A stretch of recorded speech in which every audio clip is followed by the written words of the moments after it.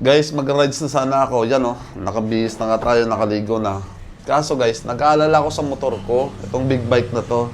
Ito guys, tignan nyo ah. Guys, ito pala yung big bike natin. Bagong-bago pa to guys. Pero dito ako nag-aalala guys. Simula nung kinabit ko tong pipe na gawa ni Valine, ewan ko ba kung bakit meron siya kakaibang tunog na hindi ko alam kung saan nanggagaling.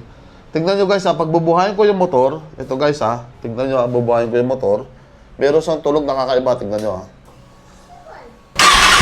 Binaksa mo na naman yan. Ano ba naman yan? Alis ka na naman. Puro ka na big bikes. Pagtapos mo maligo, nagmamali ka. Pagbilis para sa sinisindihan yung puwet mo. Hindi ko alam kung saan nanggagaling yun guys ha. Wala ka na itulong. Pero once na binomba mo siya, mawawala yung tunog niya guys, tingnan nyo ha.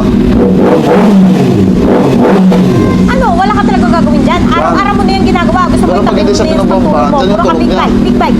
Sampal ko kaya yun sa'yo. Paano kaya ito? Guys, pa-comment naman kung sino nakakaalam para mawala yung tunog nitong big bike natin guys. Please, sana matulungan niyo ako.